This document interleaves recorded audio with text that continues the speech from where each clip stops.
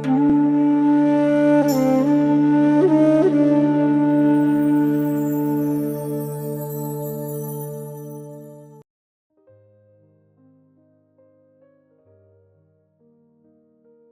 काली जी। जैसे कि आप सब जानते हैं कि गुरु का महत्व हमारे जीवन में बहुत अधिक है और हमें एक सच्चे गुरु की पहचान करना आवश्यक है। पिछले सत्संग में हमने बात की थी रजस, तमस और सत्व शिष्यों के बारे में।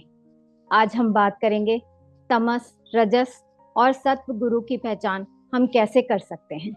एक सच्चे गुरु की पहचान करने के लिए हमें उनके विचार, उनका आचरण और उनके कर्म अथवा उनके उद्देश्य को देखना चाहिए। एक सच्चा गुरु हमें आत्म जागरूकता, आत्मनियंत्रण और आध्यात्मिक ज्ञान के बारे में सिखाता है और हमें अपने जीवन में सकारात्मक परिवर्तन लाने में मदद करता है। आइए इस सत्संग को आगे बढ़ाते हुए मैं गुरु जी से रिक्वेस्ट करूंगी कि वो हमें इसके बारे में और ज्यादा जानकारी दें। गुरु जी। ओम काली जी। पिछली बार हम लोगों ने भक्तों की बात करी कि तामसिक, राजसिक और सात्विक भक्त कौन कौन से होते हैं। तो भक्त को तो आगे जाके गुरु पद्धति में भी जाना है। तो जैसा उसका आरंभ होगा और जैसा उसका बीच की जर्नी होगी, वैसी उसकी आखिरी जर्नी भी वैसी होगी। तो जैसा वो शिष्य होगा वैसे ही आगे चल के वो गुरु बनेगा। तो ये बड़ा इंटरेस्टिंग कॉन्सेप्ट है, इसको हम समझते हैं आज, बड़ा मजा आएगा कि राजसिक, सात्विक और तामसिक गुरुओं में क्या क्या अंतर होता है और उनके शिष्य भी कैसे कैसे होते हैं और वो किस तरह से अपने जीवन का समय निकालते हैं, किस टाइप की शिक्षा देते हैं, किस टाइप का खान पान रखते हैं, कैसा समाज में आचरण करते हैं। ये सब देख के ही हमें समझ में आ जाएगा कि कौन सा गुरु कैसा है। गुरु कहना तो बड़ा आसान है। गुरु तो असल में वो है जो हमारे को अंधकार से उजाले में लेके जाता है। और अब सबने उस शब्द को अपने एक तरह से उपाधि मान के अपना लिया। ये सभी गुरु है, जिसको थोड़ा सा ज्ञान आ गया, जिसको भागवत का ज्ञान आ गया, जो थोड़ा सा राम कथा करने लग गया, वो भी गुरु बन गया। चाहे वो उस कार्य से अच्छे काम तो कर रहा है, चलो लोगों को राम कथा सुना रहा है, भागवत कथा सुना रहा है, कुछ अच्छे कार्य कर रहा है, भजन कीर्तन कर रहे हैं, अच्छा ही तो है। लेकिन जब तक उसके अंदर रोशनी नहीं आई, वो दूसरों को रोशनी कैसे देगा? क्योंकि अब ये एक कॉमन शब्द हो गया, सब लोग ही लगाने लग गए हैं। तो भक्तों को थोड़ा सचेत होना पड़ेगा कि हम लोग किसको गुरु अपना रहे हैं, किसको गुरु बना रहे हैं। क्या उसके अंदर वो रोशनी जल रही है या नहीं जल रही है, या वो खुद ही अंधकार में भटका हुआ है और उसका जो गुरु बनने का पर्पस है वो कुछ और ही है। वो ईश्वर प्राप्ति ही नहीं है, ईश्वर से मिलना ही नहीं है। जो स्वयं ही नहीं मिला वो कैसे मिलाएगा हमें को ईश्वर से, है ना? जो स्वयं ही कचरे में अभी भी गिरा हुआ है, जो स्वयं ही ईश्वरीय ज्ञान को इस्तेमाल करके अपना उल्लू सीधा कर रहा है, वो भला हमारे को ईश्वर से कैसे मिलाएगा? ये बहुत जरूरी है जानना। हमको अपने आप को गलत जगह जाने से बचाना होगा, क्योंकि जो असत्य है वो इतना शक्तिशाली है, वो कभी भी हमें पकड़ सकता है। तो जब तक आपके अंदर पूरी तरह से ये ज्ञान नहीं आएगा, तब तक आप असत्य से बच नहीं पाएंगे। तो आज हम इसी टॉपिक पे बात करते हैं और एक कहानी के माध्यम से करते हैं। एक आश्रम है गुरु जी का। वो गुरु जी बहुत अच्छे हैं, सात्विक गुरु हैं, अपने शिष्यों को अच्छी शिक्षा देते हैं। बस बोध उनको नहीं मिला है, इसके अलावा तो उनके अंदर जो भी ज्ञान है वो पूरा ही सात्विक ज्ञान है। तो एक बार वो गुरुजी अपने एक शिष्य को कहते हैं खड़े होने के लिए। उसका नाम होता है अर्जुन। तो तुम खड़े हो अर्जुन, और सबको बताते हैं कि ये जो अर्जुन है, इसकी आज मेरे यहाँ पे शिक्षा पूर्ण हो गई है। जो जो मैंने इसको सिखाया, इसने पूरा अपने जीवन में उतार लिया है। इसने सब कुछ मुझसे सीख लिया है, इसके अंदर सतोगुण एक्टिवेट हो गए हैं। तो आज मैं अर्जुन से ये कहूंगा कि अर्जुन, अब तुम इस आश्रम की जिम्मेदारी संभाल लो और मुझे मुक्त कर दो। मैं अब ईश्वर प्राप्ति के मार्ग पे आगे जाना चाहता हूं। मुझे भी अब बोध चाहिए। अभी तक तो मैं शिष्यों की चिंता में यहाँ पे था, इनका देखना था, मेरे को इनको ज्ञान देना था, इनका मार्गदर्शन करना था। तो अगर तुम कर सकते हो तो मुझे मुक्त कर दो, क्योंकि मेरे पास अब तुमको और ज्यादा सिखाने के लिए है नहीं। जो मेरे पास था तुमने ले लिया। तो अर्जुन जो एक सात्विक शिष्य है, वो खड़े होता है, गुरुजी के सामने हाथ जोड़ता है, कहता गुरुजी आप जो मुझे आदेश देंगे वो तो मुझे पालन करना ही है। लेकिन अगर मेरे को आप एक चॉइस देते हैं कि मैं क्या करना चाहता हूं, तो मेरे अंदर जो आग है ईश्वर से मिलने की, वो आग अब बहुत तेज हो गई है। तो आप मुझे अब यहां से जाने दीजिए। आप अपने लिए कोई और शिष्य तैयार कर लेंगे, बहुत सारे हैं। मेरे पास तो अब कोई और है भी नहीं। मेरे को तो अपने मार्ग पे जाने दीजिए, नहीं तो मैं अब यहाँ पे फंसना नहीं चाहता। कि दुनिया से निकल के मैं आश्रम में आ गया, मैं आश्रम में नहीं फंसना चाहता। अब मुझे जाने दीजिए, लेकिन आपका मैं आदेश का उल्लंघन भी नहीं करूंगा। अगर आप बोलेंगे यहाँ रुकना है तो मैं रुक जाऊंगा। यही फिर ईश्वर की मेरे लिए आदेश होगा, मैं मान लूंगा। क्योंकि मैं गुरुवर आपके प्रति अपना समर्पण भी खराब नहीं करना चाहता, क्योंकि उसी से तो मुझे मिला है सब कुछ। तो गुरु, उसकी मिठास, उसकी जो विनम्रता है, उसका जो समर्पण है, उससे इतना उनको अच्छा लगता है। वो कहते हैं ठीक है, तुम बढ़ो आगे, मेरा जीवन अभी यहीं पे है, मैं अभी इसको ऐसे ही चलने देता हूं। तो अर्जुन वहां से चला जाता है। अब एक और शिष्य है वहां गुरु जी का, उसका नाम है कर्ण। वो राजसिक है।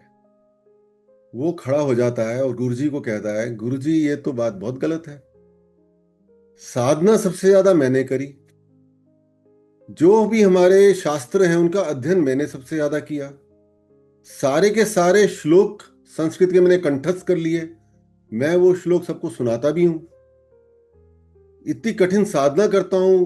पिछले महीने में मैंने 100 दिन का व्रत रखा, जिसमें मैं शाम को थोड़ा सा भोजन करता था।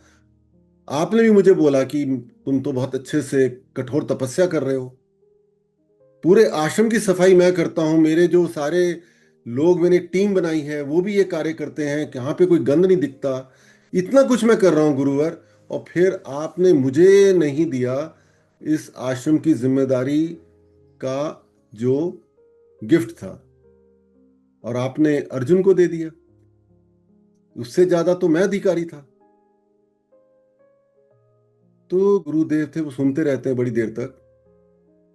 और उस कर्ण के जो मित्र होते हैं, जो वैसी होते हैं उसके जैसे, वो भी खड़े होके गुरु से यही बात कहते हैं कि गुरुजी आपको तो पहले कर्ण को चुनना चाहिए था। तो जैसा शिष्य है, जैसा उसका व्यवहार है, वैसे ही उसके मित्र हैं आगे, और सबके अंदर मैं फंसा हुआ है।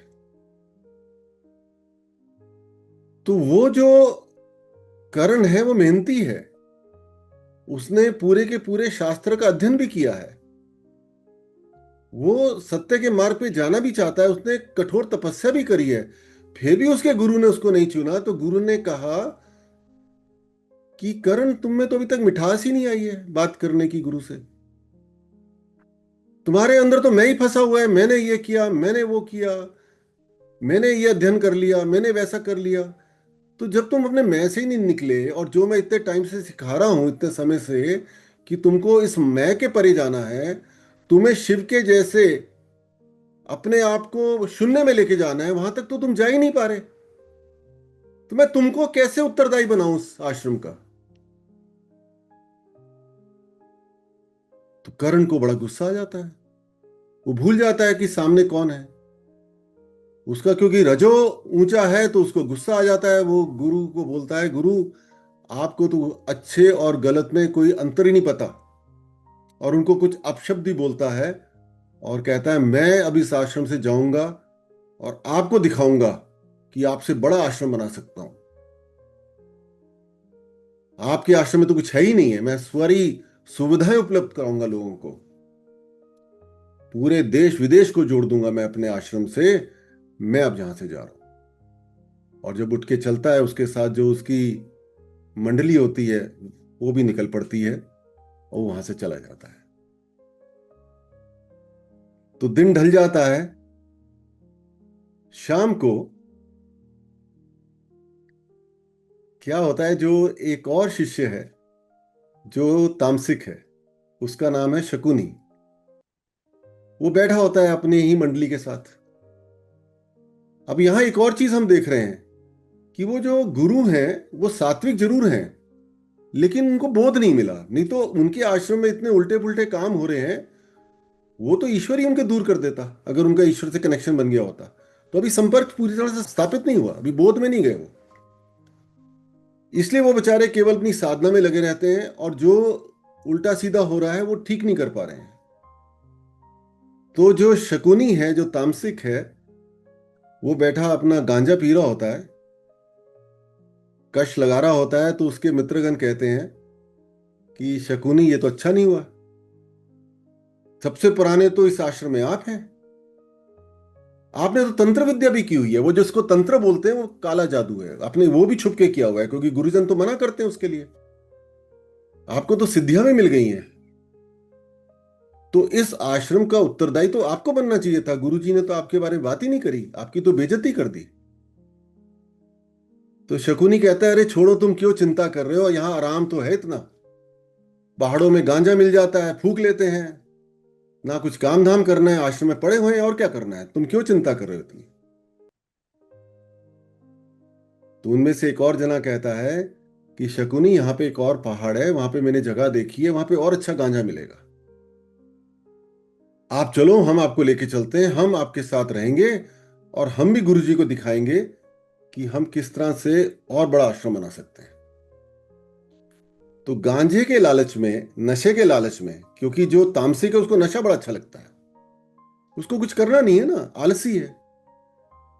आलसी व्यक्ति को जब कुछ करना नहीं होता तो उसको नशा करना होता है। तो जो भी शराब पीता है, जो कोई नशा करता है, आप समझ लो वो तामसिक प्रवृत्ति तो उसकी है ही है।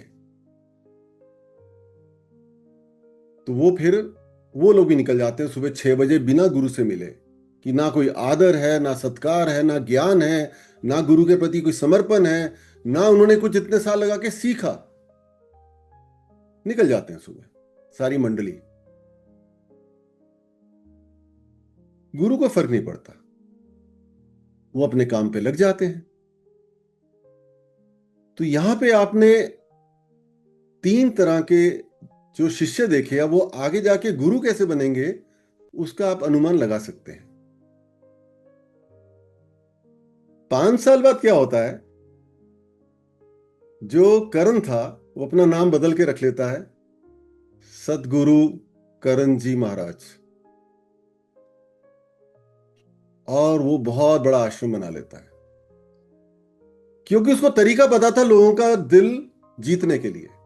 उसको पता था ज्यादातर लोगों को भगवान में कोई रुचि नहीं है, किसके पीछे भागूं मैं उनके पीछे भागता हूं जिनको अपनी समस्याओं का समाधान चाहिए, वो समाधान मैं उनको प्रोवाइड कर दूंगा, वो मेरे आगे पीछे घूमेंगे, मुझे पैसा देंगे, मुझे तो पैसा कमाने से मतलब है ना।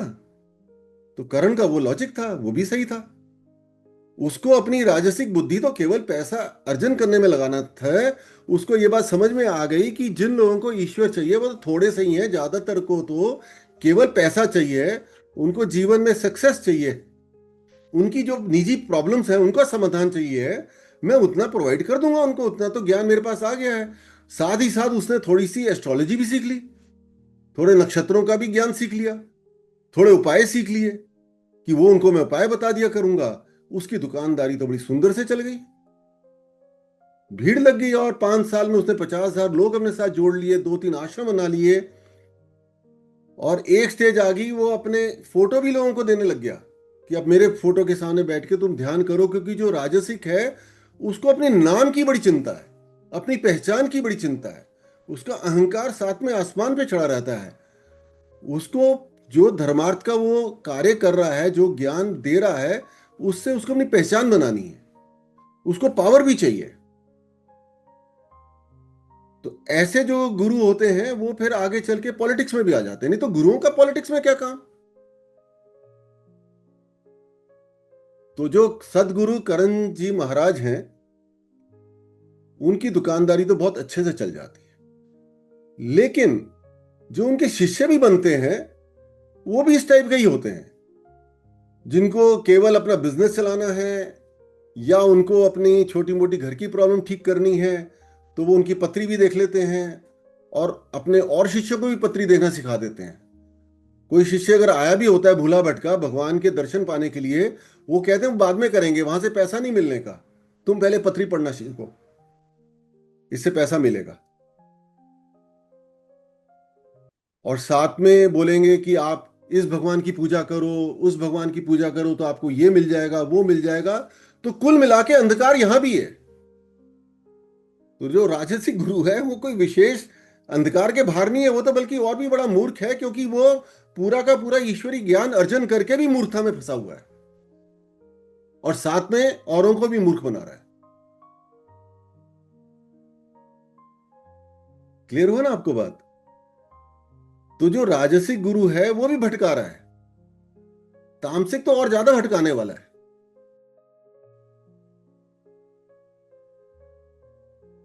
क्योंकि क्या है, ये ना एक सिंपल इकोनॉमिक्स है, डिमांड एंड सप्लाई। डिमांड किसकी चीज की है, वैसी चीज मार्केट में आ जाती है। ऐसी गुरुओं की मार्केट है। डिमांड किसकी चीज की है, किस चीज की डिमांड है, वैसी गुरु प्रकट हो जाता है। वैसी गुरु लोग अपने आप को गुरु का कपड़े ओढ़ के वैसा अपने आप को प्रेजेंट कर देते हैं, क्योंकि दुकान चलानी है ना लोगों को। जो सात्विक गुरु है उसको कोई दुकान नहीं चलानी, वो अकेला व्यक्ति है जिसको दुकान नहीं चलानी, क्योंकि उसको समझ में आ गया कि जिसको ईश्वर ने भेजना है मेरे पास भेज देगा, मैं तो बैठा हूं यहां पे। मुझे तो जो कार्य का आदेश दिया जाएगा ईश्वर के माध्यम से, मुझे वो काम करना है। जो आएगा मैं उसकी पूरी सेवा करूंगा, हाथ जोड़ के विनम्र होके ईश्वर का मार्ग उसको दर्शाऊंगा, क्योंकि ये मुझे ईश्वर ने कार्य दिया है। ज्यादा हो कम हो उसको क्या फर्क पड़ता है, क्योंकि वो तो सतोगुण में बैठ गया ना। इसके लिए मैंने एक बड़ी सुंदर वर्ड रखा है, उसका नाम है syndrome, yellow car syndrome. Yellow car syndrome का मतलब हो गया, मैं सबको कहानी सुनाता हूं ना, कि एक मेरा मित्र था, मैं उसके घर गया, बड़े पैसे वाले थे वो, अब तो रिटायर हो गए। तो उनके जब मैं घर गया तो मैंने देखा बाहर एक छोटी सी येलो कलर की कार खड़ी है। मैंने कहा यार ये शर्मा जी को ये गाड़ी कहां से पसंद आ गई इस कलर की। फिर मैंने बाद में नोटिस करने लगा कि सड़क पे उस तरह की गाड़ियां बहुत घूम रही हैं। उसमें कोई ऐसा नहीं कि वो गाड़ी कोई गलत है, मेरे को अजीब सी लगी। तो तब मैंने ये कॉइन किया, येलो कार सिंड्रोम, कि हर चीज की डिमांड है, हर चीज का व्यक्ति है। तो जो चीज मुझे पसंद नहीं आ रही वो बहुत लोगों को, औरों को पसंद आ रही है। तो ये दुकानें खुली हैं। जैसे फॉर एग्जाम्पल आप किसी लाइब्रेरी में जाएं, पुस्तकालय कहते हैं, आप लाइब्रेरी में जाके बोलें कि मेरे को अच्छी सी खीर खिला दो, तो जो लाइब्रेरी में बैठा होगा वो कहेगा भाई साहब ये तो लाइब्रेरी है, मैं आपको खीर कहां से खिलाऊं, मेरी दुकान में खीर नहीं मिलती। तो वो कहेगा भैया आपके पास रेसिपी तो है ना, इतनी सारी बुक्स हैं रेसिपी की, तो खीर क्यों नहीं मिलती आपके पास। वो कहेगा नहीं मेरे पास तो यही अवेलेबल है, किताब अवेलेबल है, आप लेके चले जाओ, आप जाके पढ़ लेना, सीख लेना। इसी तरह आप किसी करियाने की दुकान पे जाके बोलो कि मुझे तो कार का कोई पार्ट चाहिए, वो कहेगा जी मेरे पास नहीं मिलता, मेरे पास यही मिलता है। तो हर दुकान पे वो चीज अवेलेबल है जो आपको चाहिए, तो वो चीज वहीं मिलेगी, कहीं और नहीं मिलेगी। इसी तरह गुरुओं की दुकानें चल रही हैं। तुम्हारे को पैसा कमाना है, तुमको पुण्य का रास्ता देखना है, अपने अगले जन्म के कर्म ठीक करने हैं, जो पुण्य का मार्ग बताया जाता है, ऐसे ऐसे सत्कर्म करो, क्योंकि उसमें स्वार्थ है, तो वो राजसिक हो गया ना, स्वार्थ के साथ है। तुमको कोई छोटी मोटी प्रॉब्लम है, उसको ठीक करना है, तो छोटे मोटे उपाय चाहिए, तो वो सब अवेलेबल है, वैसी दुकानें अवेलेबल हैं, आप वहां जा सकते हैं, वैसे गुरु बैठे हुए हैं। वो गुरु है ही नहीं है एक्चुअली, वो एक बिजनेसमैन है जो ईश्वर के नाम का फंसा के बिजनेस कर रहे हैं। उसमें क्या गलत है? केवल अगर वो अपना नाम गुरु से हटा के वो बिजनेस करें, तो कम से कम हम ये कह सकते हैं कि वो कुछ गलत नहीं कर रहे। लेकिन को गुरु जैसा पाक शब्द, जो प्योर शब्द है, उसको वो मिसयूज कर रहे हैं, वो बात बहुत गलत है। उसका तो उनको कॉन्सिक्वेंसेस झेलने पड़ेंगे, वो बच नहीं सकते। लेकिन उनके कारण जो उनके नादान शिष्य आ रहे हैं, वो जो भटक रहे हैं ना, उससे बड़ा दुख होता है। कितना गलत चीज हो रही है समाज में। फिर ये हो क्यों रहा है? वो इसलिए हो रहा है कि जो खरीदार है, जो हमारे आपके जैसा भक्त है, जो खोजी है, वो भगवान को खोज ही नहीं रहा, वो कुछ और ही खोज रहा है। वो भक्ति के माध्यम से कोई ना कोई अपनी प्रॉब्लम का सोल्यूशन ढूंढ रहा है, पैसा ढूंढ रहा है, नौकरी लग जाए वो ढूंढ रहा है, बिजनेस चल जाए वो ढूंढ रहा है, शादी हो जाए वो ढूंढ रहा है। तो जब वो एक छोटी सोच लेके आएगा, तो फिर आपको वैसी दुकान में और वैसी तो गुरु टकरेगा।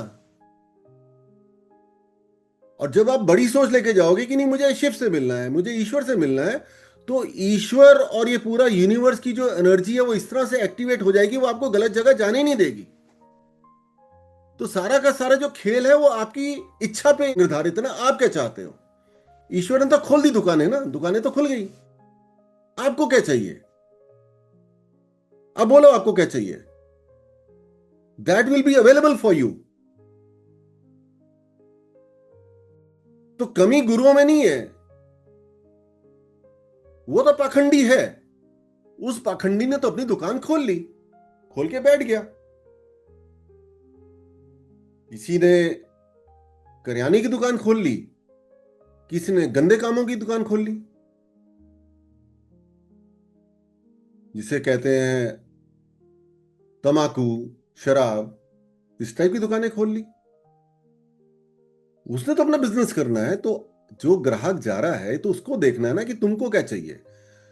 तो हम ये ना सोचे कि इसमें भक्त की कमी नहीं है, बहुत कमी है भक्त की। कि भक्त, तेरे अंदर क्या डिजायर है, तू क्या चाहता है, वो तुझे मिल जाएगा। तेरे को नर्क चाहिए, तू नर्क में जा। तुझे अमृत चाहिए, तू ईश्वर के मार्ग पे आ जा। इस तरह से चलता है सब कुछ। This is the only way, यही प्रोसेस है।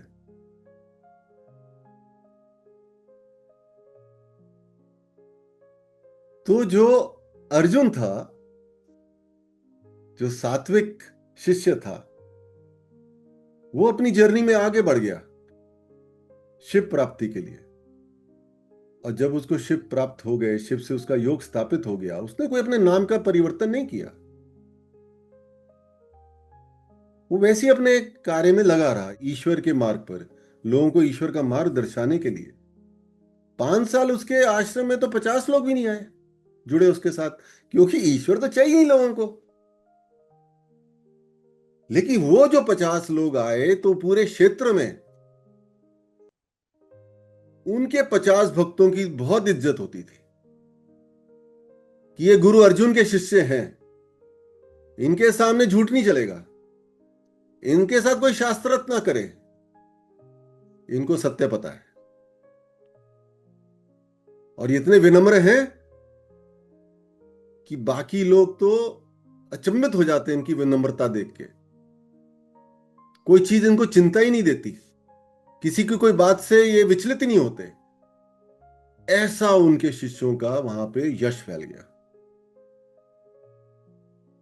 थोड़े हैं लेकिन ईश्वर के मार्ग पे अडिग है।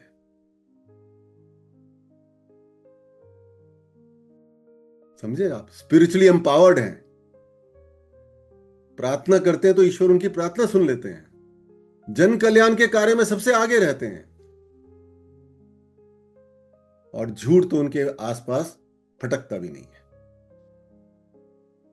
उसके लिए किसी को बताना नहीं पड़ता, वो अपने आप ही चमकता है। जैसे हीरा चमकता है, अपने आप चमकता है। कोई जरूरत नहीं है उसके लिए हमारे को पब्लिसिटी की। और जो शकुनी थे, और जो शकुनी थे, उन्होंने तो और भी भारी भरकम नाम रख लिया, श्री महाप्रतापी कल्याणकारी बाबा जी। और खूब बढ़िया उनका आश्रम चलने लग गया, सारे फॉरेनर्स वहां आने लग गए, देश विदेश के शिष्य वहां आने लग गए, क्योंकि वहां गांजा मुफ्त में मिलता था। एंट्री फीस थी, बाकी सब कुछ फ्रीली अवेलेबल था। और गांजा पी के लोग ध्यान भी करते थे, डांस करते थे, इस टाइप की अजीबोगरीब हरकतें होने लग गई वहां पे। ये क्या है? आप सोचिए ना इस बारे में, कितना हो रहा है हमारे देश में इस टाइप की कार्य।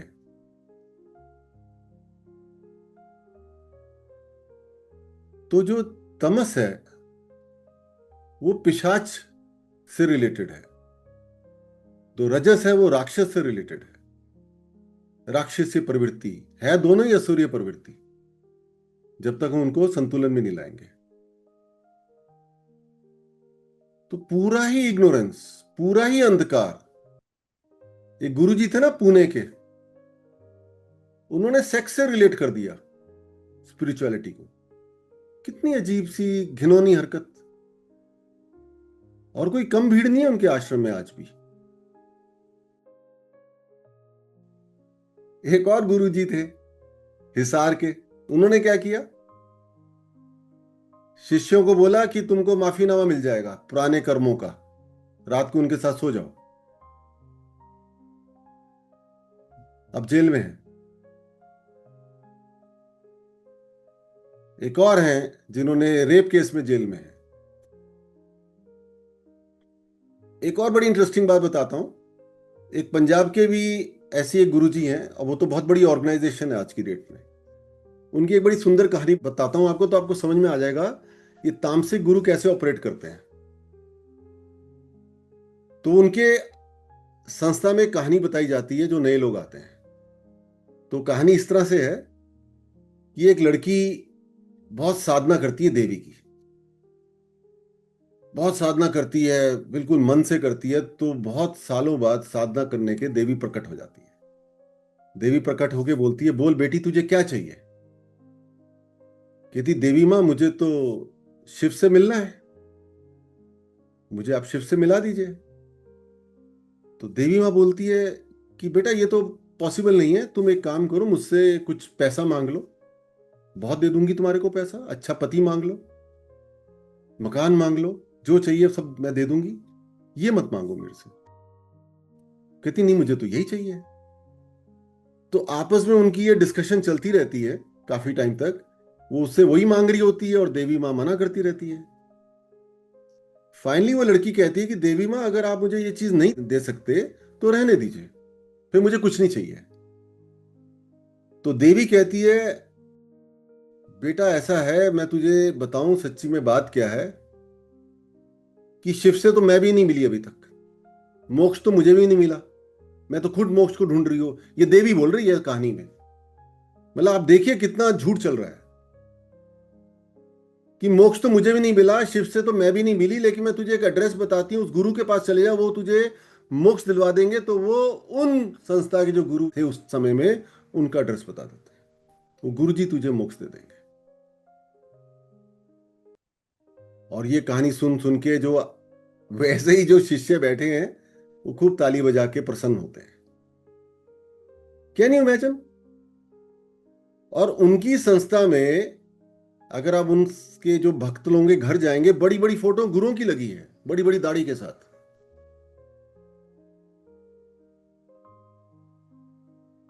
भगवान तो नीचे है ना गुरु के, भगवान को तो मोक्ष ही नहीं मिला, वो तो खुद मोक्ष ढूंढ रहे हैं, इसलिए गुरु ऊंचा है। Can you imagine? आप सोच सकते हैं कि कितना अंधकार है। और खूब भीड़ है, भीड़ की कमी नहीं है, खूब दुकान चल रही है, क्योंकि येलो कार सिंड्रोम है ना। ग्राहक की कमी नहीं है, दुकान खोलिए, बस हॉस्पिटल खोलिए, भीड़ हो जाएगी। शराब की दुकान खोलिए, भीड़ हो जाएगी। तंबाकू की सब कंपनियां प्रॉफिट में चल रही हैं, चाहे लड़ाई हो चाहे झगड़ा हो। डांस बार खोल लीजिए, खूब भीड़ हो जाएगी। लेकिन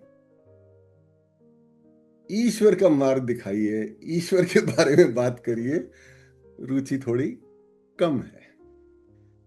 ये सृष्टि की रचना ही ऐसे हुई है। मैं आप बार बार बताता हूं ना आपको कि ब्रह्मांड में जो रोशनी है वो केवल 4% है। 4% को ही रोशनी मिलने वाली है। पांडव अगर 5 थे तो कौरव 100 थे। यही स्टैटिस्टिक चलता है। तो इसलिए हम लोग बहुत ही सौभाग्यशाली हैं। हमारे पिछले कर्मों का कुछ अच्छे कर्म हमने कर दिए कि हमको रोशनी मिलने का समय आ रहा है, और उसकी हमें रुचि भी है। सबसे बड़ी बात है ना, हमारी इच्छा भी है। तो हम लोग ध्यान दें कि कम से कम हमारा गुरु तामसिक तो ना हो, हमें और अंधकार में ना धकेले, हमें ईश्वर से जुड़ने के मार्ग पर नशा ना सिखाए, हमको मर्यादा थोड़ी सिखाए, अच्छा व्यवहार सिखाए। एक और आपको मैं बड़ी इंटरेस्टिंग बात बताता हूं। 15 साल पहले क्या हुआ, मेरे एक मित्र हैं स्वामी जी, उनका नाम नहीं बताऊंगा। वो मेरे साथ अपने गुरु के स्थान ले गए अल्मोड़ा। चलो जी, मैं आपको ऐसी जगह लेके जाऊंगा जो बिल्कुल पहाड़ों के ऊपर बड़ा सुंदर मंदिर बना है, वहां पे मेरे गुरुजी हैं, उनसे मिलवाऊंगा आपको। मैं कहा चलिए। हम लोग चल पड़े। बहुत ही सुंदर मंदिर बना हुआ था, और वहां पे कोई टूरिस्ट भी नहीं आता।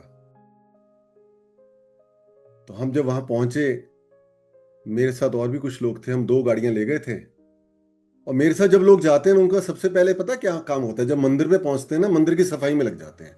क्योंकि ज्यादातर मंदिरों पे लोग ध्यान ही नहीं देते, और हमारे पास हमेशा रहते हैं टॉवल और स्क्रब करने के लिए साबुन, ये सब क्लीनर्स हम रखते हैं, क्योंकि हमें पता है ज्यादातर मंदिर में सफाइयां नहीं होती। तो हम लोगों ने पहले तो 2-3 घंटे लगा के वो पूरी सफाई करी वहां पे अच्छे से। फिर पता चला अब गुरुजी आ रहे हैं, तो मुझे बुलाया गया गुरुजी के कमरे में। तो गुरुजी आके कुर्सी पे बैठ गए, और मुझे भी एक कुर्सी दी गई। मैंने कहा नहीं, मैं सब लोगों के साथ नीचे ही बैठ जाऊंगा, क्योंकि जब मेरे मित्र स्वामी जी नीचे बैठे थे तो मैं भी नीचे बैठ गया। मैं सोच रहा था गुरुजी कोई सत्संग करेंगे, कुछ अच्छी बातें बताएंगे, तो सुनेंगे और आनंद लेंगे ईश्वर चर्चा का। आपको पता है क्या हुआ? ऐसा कुछ नहीं हुआ। गुरुजी ने थोड़ी देर बाद एक पेपर निकाला अपनी जेब से, उस पर कुछ रखा। अभी तक मेरे को समझ नहीं आया था क्या हो रहा है। और उन्होंने उसको सिगरेट बना के रोल कर दिया, और फिर उसको जलाया गया, और पहला कश गुरुजी ने लगाया। अब वो प्रसाद बन गया ना उसके बाद। अब वो प्रसाद सबके पास बारी बारी दिया गया। क्योंकि मैं उनका अतिथि था तो सबसे पहले मुझे दिया गया। तो मैंने स्वामी जी धीरे से पूछा, स्वामी जी मैं तो करता ही नहीं ये सब। कहते अरे प्रसाद है, आप ले लीजिए। और मैंने कहा है क्या इसमें? कहते गांजा है। मैं कहा इससे क्या होगा? कहते बड़ा अच्छा ध्यान लगेगा। तो मैंने कहा एक बार ट्राई तो करके देखें, ये क्या ध्यान लगता है। इतना हम सुनते हैं, ये संत महात्मा जो साधु लोग हैं सब नशा करके ध्यान करते हैं, एक बार करके तो देखें। मैंने भी लगा लिया।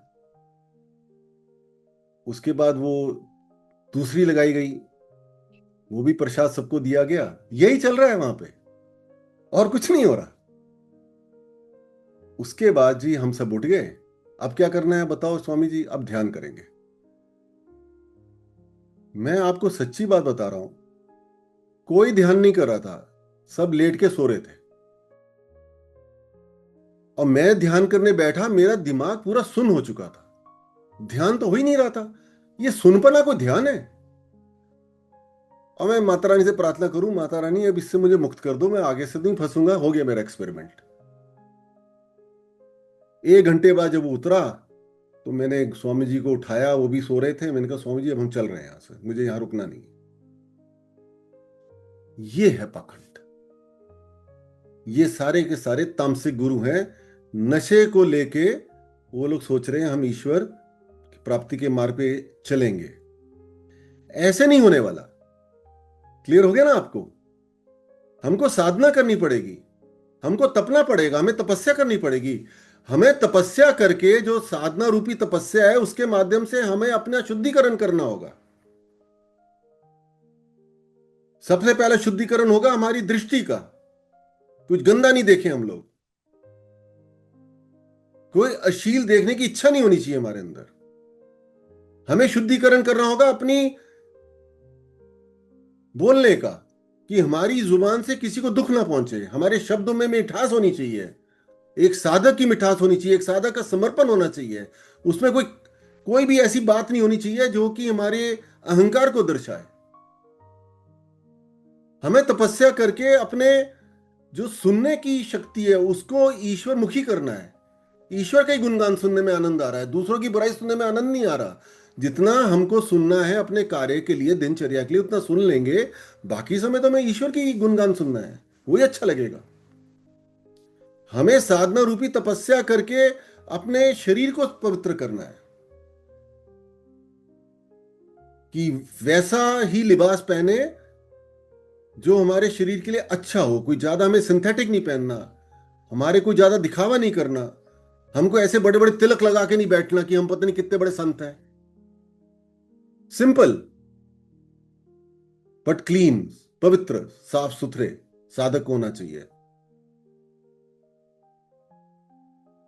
हमें अपनी साधना करके, अपनी तपस्या से अपनी जीभ को नियंत्रित में लाना है कि केवल सात्विक भोज हमें अच्छा लगे।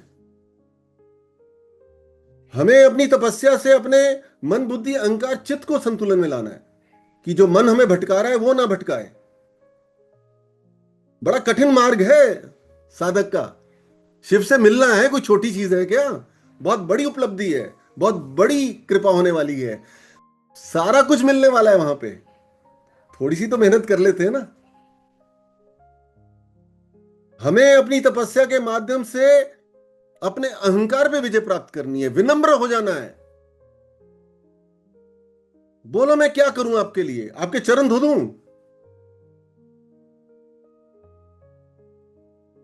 क्या चाहते हो मुझसे? जब मेरा शून्यता में चला गया मैं, तो अब किस चीज की मेरे को अहंकार? मुझे अपनी तपस्या के माध्यम से अपने जो आदतें हैं, जो मुझे फंसा के बैठी हुई हैं, मेरी जो वृत्तियां हैं, उसके ऊपर विजय प्राप्त करनी है। उसमें गुरु की बहुत जरूरत पड़ती है, क्योंकि गुरु हमेशा आपके उस अहंकार पे, आपकी आदतों पे चोट लगा रहा होता है। उसको आपकी आइडेंटिटी को खत्म करना है, क्योंकि आपने गलती से उससे मांग लिया ना कि मुझे ईश्वर चाहिए। और ये गलती आपने नहीं करी, ये आपके पिछले संस्कारों का आपको फल मिला है ना। तब आपने भगवान को खोजा ना, तो घबराइए नहीं, मिल जाएगा। और ये जो इतना कठिन लग रहा है तो बड़ा आसान होने वाला है, पता भी नहीं चलेगा। तब जब बार बार गुरु चोट करेगा आपके अहंकार पे, आपकी आदतों पे, और अपनी आप समर्पण की स्थिति को मेंटेन करेंगे, आप घबराएंगे नहीं, जो गुरु बोलेगा उसको मानेंगे, है ना, तो क्या होगा? समर्पण आ जाएगा। तो फिर गुरु आपको फ्री कर देगा। अब आप फ्री हो गए। अब आप अपने मार्ग पे चलिए, और मैं अब अपने मार्ग पे चलता रहूंगा। तो इसीलिए हम लोग सतर्क रहें। एक बहुत बड़ा गुण है साधक का, उसको सतर्क रहना पड़ता है, अलर्ट रहना पड़ता है कि मेरी इच्छा क्या है, और जिस मार्ग में मैं चल रहा हूं क्या है वो मेरी इच्छा पूर्ति होने वाली है। अगर मेरी इच्छा शुद्ध है, ईश्वर मिलन की है, शिव मिलन की है, तो क्या इस मार्ग से मुझे वो पूर्ति होने वाली है? उसके आपको दर्शन मिल जाएंगे बहुत जल्दी ही। नहीं हो रहा, छोड़ दीजिए। मुझे भी छोड़ दीजिएगा। अगर आपने देखा ये गुरु तो अब राजसिक या तामसिक होता जा रहा है। लक्ष्य पीछे मत हटिए, शिव से मिलना है ना? क्योंकि जब आप लोग शिव से मिल लोगे तो आप भी एक ट्रांसफॉर्मर बन जाओगे। इस समय हमें ट्रांसफॉर्मर्स की जरूरत है, जो इस समाज को बदलें, जो धर्म की सही पिक्चर लोगों को दिखाएं। लोग तो बिल्कुल ही धर्म के मार्ग से दुखी हो गए हैं। इतना ज्यादा धर्म को बिजनेस बना दिया गया है। लोगों की क्या गलती है इसमें? कोई बाबा का नाम सुन लो, कोई गुरु का नाम सुन लो, लोग कहते नहीं नहीं नहीं, हमें नहीं जाना उनके पास। क्या करें, इतना ज्यादा दूषित हो गया है धर्म के ये ठेकेदारों ने, इन्होंने इतना ज्यादा बिजनेस बना दिया है। हम लोगों को सही पिक्चर दिखाएं, सही धर्म का दर्शन कराएं कि कितना सुंदर है, कितना एम्पावरिंग है, कितना मुक्ति प्रदान करने वाला है, कितना आनंद देने वाला है। तो हम अपने पिछले जो जन्मों में हमने साधना की, मेहनत करी, वो हम उसका फल पालेंगे। मैं बड़ी बात नहीं कर रहा हूं, लेकिन हम एक नए समय का निर्माण करेंगे जिसमें सत्य ही रहेगा। हम असत्य पे नहीं खड़े होंगे।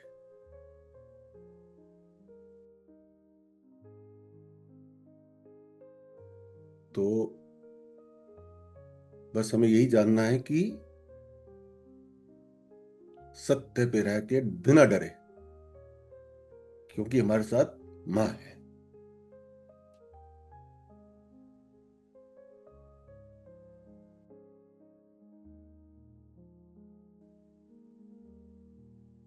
कोई कुछ कहेगा तो बताओ।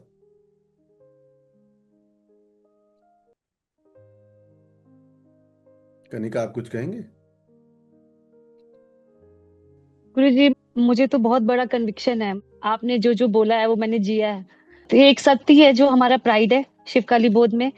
अगर हम किसी चीज पे गुमान कर सकते हैं वो ये है कि जो माँ काली की कृपा से आपको मिला और आपके थ्रू हमें मिल रहा है।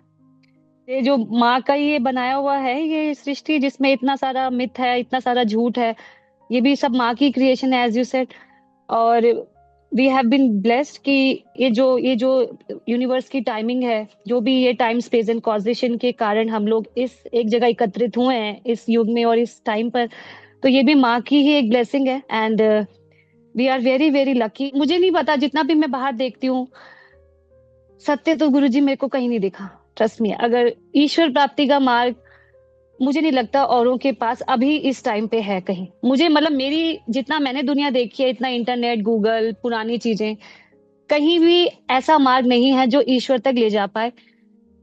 शिवकाली बोध इज द ओनली प्लेस जहां पे अभी इस स्कीमिंग में हमें भगवान मिल सकते हैं। बाकी मेरी नॉलेज के बाहर कहीं होगा तो मे बी होगा। और पहले तो मैं भी इतनी कोई बड़ी बिलीवर नहीं थी। एंड मैं तो खुद ही देख रही हूँ, I mean I have got my own realization and may be I will also be blessed.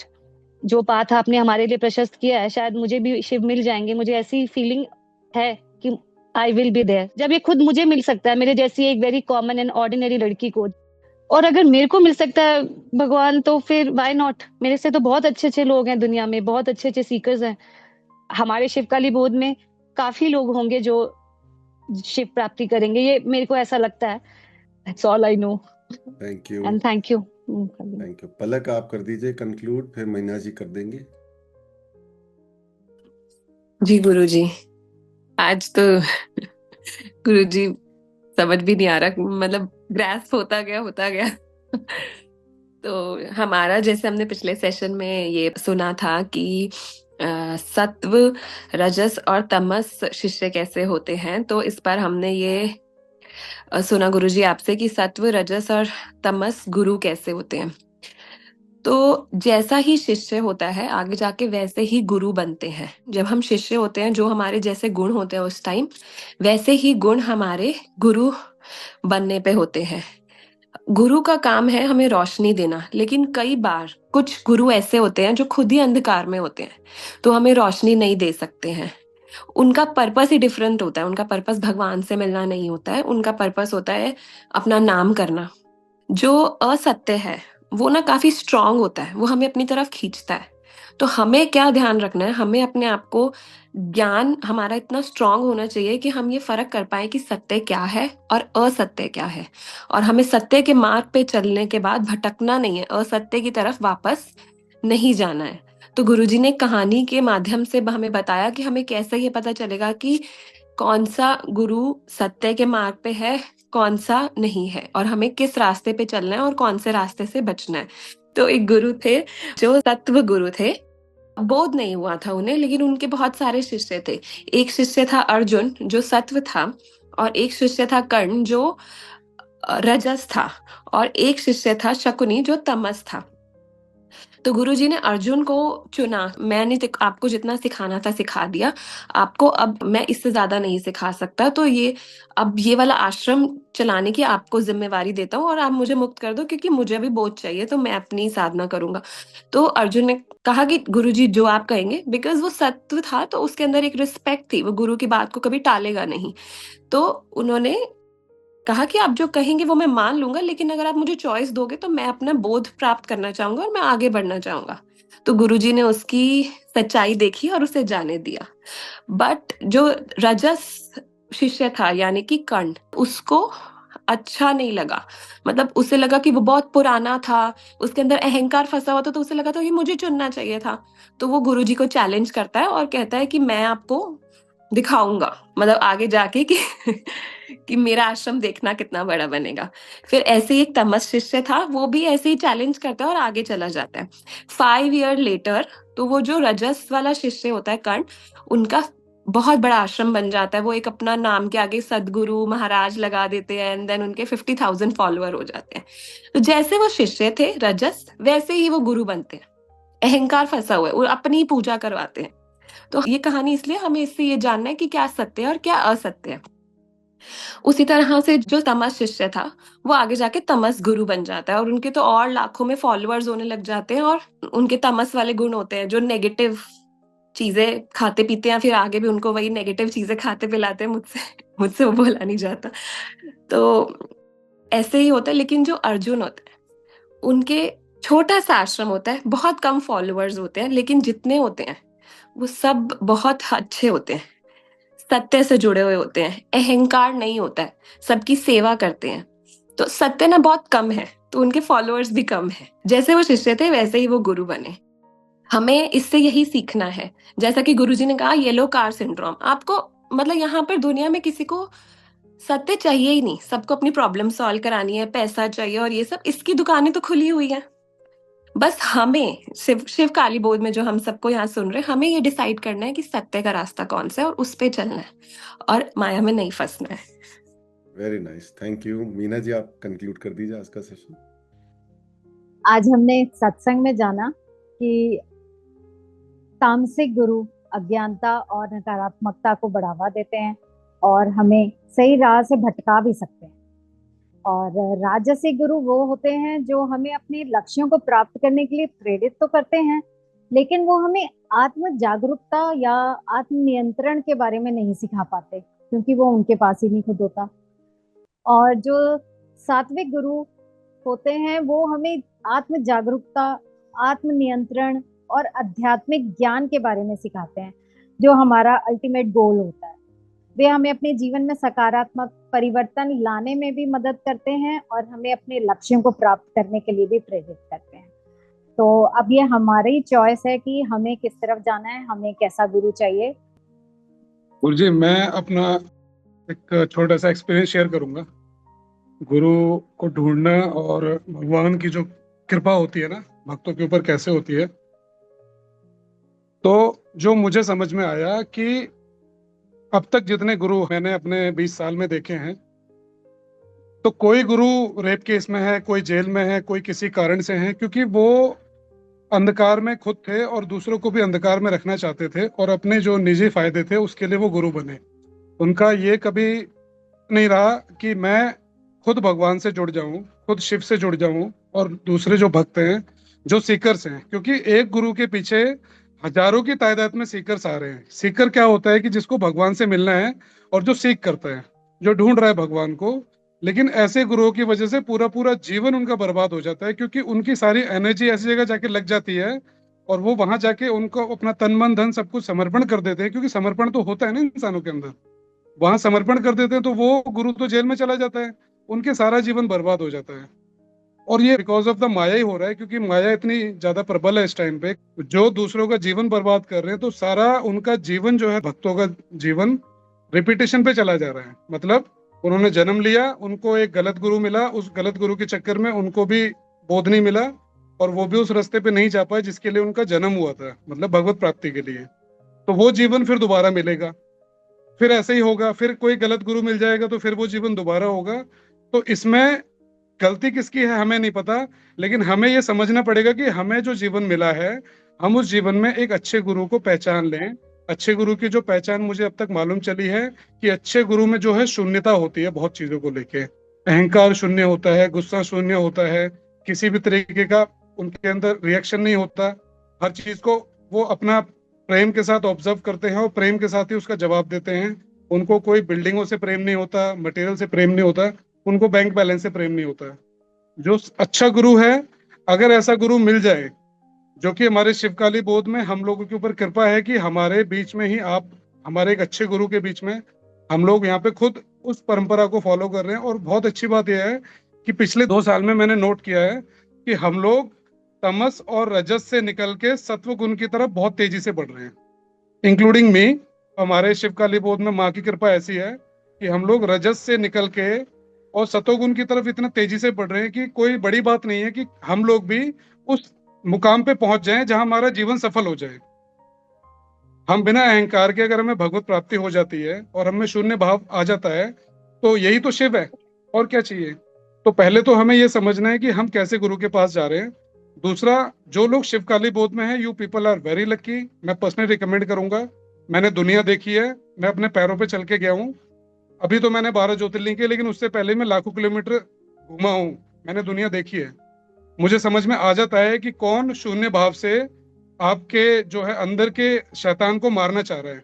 ये हमारे गुरुजी के अंदर बात है कि वो इस बात को जानने के बावजूद कि उनको परेशानी होगी, वो आपको ठीक करने में लगे रहते हैं, बिल्कुल उसी साधु की तरह जो एक पानी में नहा रहा होता है, एक बिच्छू बह के आता है, वो बिच्छू पानी में डूब के ना मर जाए तो साधु उस बिच्छू को बार बार निकालने की कोशिश करता है। तो बिच्छू लेकिन हाथ में काटता है, लेकिन उस साधु को फर्क नहीं पड़ता, क्योंकि वो उनका धर्म है। ऐसे शिवकाली बोध में जो हमारे गुरु हैं, वो उनका धर्म है। हमें समझने की जरूरत है कि हमें और कितने जन्म लेने पड़ेंगे।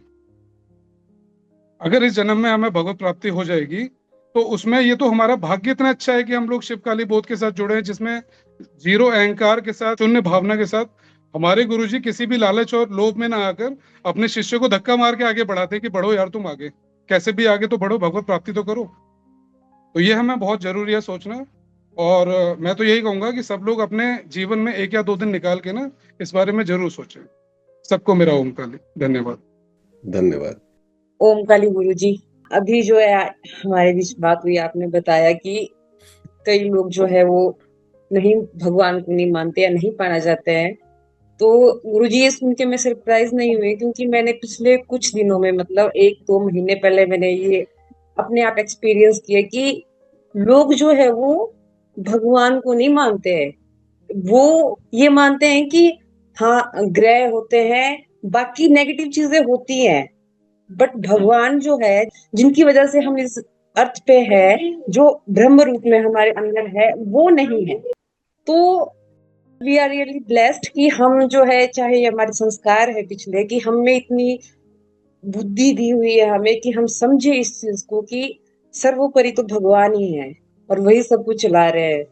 पर कई बार डगमगा जाते हैं, पर उस टाइम में फिर से जो है खुद को रिस्टोर करने की कोशिश करती हूँ कि नहीं, थोड़ी देर बाद कि नहीं, सब कुछ तो वही है, फिर क्यों किस चीज के बारे में चिंता करनी। मैं बहुत बहुत मतलब ये ब्लेस्ड फील करती हूँ कि एक तो शिवकाली बोध से जुड़ी हूँ, और भगवान को लेके कि हम में ये है कि सबसे ऊपर तो वही है और करने वाले भगवान ही है। अदरवाइज कई तो ऐसे लोग हैं गुरुजी जो ये सोचते हैं कि जिंदगी में आए हैं कोई बात नहीं, अगले जन्म में जो बनना होगा देख लेंगे, क्या करना, मोक्ष होता है। अभी तो ये तो कुछ 2-3 दिन पहले की बात है, मैंने ये चीज सुनी कि किसने नरक देखा है, किसने स्वर्ग देखा है, मोक्ष किसने देखा है। तो मतलब लोग वो इस सब्जेक्ट में घुसना ही नहीं चाहते हैं, तो शायद उनके संस्कार ही होंगे ये पिछले, जो उन पे मतलब भगवान की इतनी कृपा नहीं हो रही है कि वो उनके बारे में जानने की भी कोशिश करे, या उनके मार्ग में चलना तो दूर की बात है। पर हम ब्लेस्ड हैं। मैं मतलब मैं खुद को तो मानती हूँ ये कि मैं ब्लेस्ड हूँ कि मैं जो भगवान को समझती हूँ कि हाँ एग्जिस्ट भगवान ही है, और उनकी वजह से हम सब है यहाँ पर, और उनके मार्ग पे चलने की कोशिश कर रही हूँ। और शिव काली बोध में जुड़ने के लिए तो जो इसमें इन्वॉल्व है, मैं पहुंची हूँ, उनको तो मैं थैंक यू बोलती हूँ हमेशा से। Thank you so much Guru ji. Omkar. Thank you. हाँ जी अर्चना जी, आप बताएं। ईश्वर की किसी को नहीं पड़ी है, मतलब इच्छा नहीं है। एक्चुअल में सबका पर्पस है ईश्वर को पाना, लेकिन कोई वो नहीं चाहता है कि अपनी परेशानियों का हल ढूंढते हैं। किसी को नौकरी चाहिए, मतलब इस तरह की अपनी जो प्रॉब्लम्स है उनका सोल्यूशन ढूंढते हैं। लेकिन एक्चुअल में जो अल्टीमेट एम है हमारा, ईश्वर को पाना, उसको नहीं देखते हैं, नहीं खोजते हैं। तो ये बात आज ना बहुत क्लियर हुई, और मुझे ना 2-3 दिन से ये थोड़ा एक्सपीरियंस हो रहा है कि सब जगह जो हमारे आसपास जो भी कुछ है, वो सब वही अंश है, वही रूप है, ईश्वर है। हमारे अंदर भी वो है, और जो सामने है वो भी वही है। ये एटलीस्ट पॉइंट आया, नहीं तो ये सोच भी नहीं आती कि ऐसा भी होता है, ऐसा भी सोच सकते हैं। वेरी नाइस, बहुत सुंदर। हाँ जी रंजना जी, आप कुछ कह रहे हैं? ओम काली सबको। गुरु जी आपने आज जो कहा उसमें बहुत कुछ सब लोगों ने यही उठा दिया कि ये तो फैक्ट ही है कि हम लोग ज्यादातर सब लोगों की इस संसार में जब से आए हैं अपनी भौतिक इच्छाएं, पारिवारिक ये वो उन्हीं को पूरा करते करते हम कभी ज्योतिष के पास जाते हैं, कभी गुरुओं के पास जाते हैं, पर ईश्वर प्राप्ति का जैसे ये सिर्फ आपने बताया कि अगर साधना करेंगे ईश्वर को प्राप्त करेंगे तो आपकी ये बाकी मटेरियलिस्टिक इच्छाएं तो अपने आप ऑटोमेटिकली टेकन केयर ऑफ हो जाएंगी। पर इसके साथ साथ मैं ये कहूंगी, जैसे आपने अपने एग्जाम्पल में संदर्भ में कहा कि उन्होंने पत्री दिखाना भी सिखा दिया, क्योंकि मेरा ये विषय है, मैंने भी एस्ट्रोलॉजी, तो मुझे लगा कि पत्री दिखाना और ये सब जो है ना, इस विद्या को भी इन्होंने इतना ज्यादा लोगों के अगेंस्ट ही एक्सप्लॉइट कर दिया है कि आप अपना फ्यूचर और ये जान के ये समाधान ले लोगे। पर ज्योतिष जो है it is more than that. एक ज्योतिष को उन्होंने कहा है कि ज्योतिष जो है गलत नहीं होता, ज्योतिषी गलत होता है। तो आप जब तक किसी का अंतःकरण शुद्ध नहीं होता वो ज्योतिषी भी नहीं बन सकता है। तो मैंने कहा एक बार ज्योतिष के बारे में गलत धारणा है, मैं उसको भी क्लियर कर दूं कि कैसे लोग किस तरह से एक्सप्लॉइट करते हैं।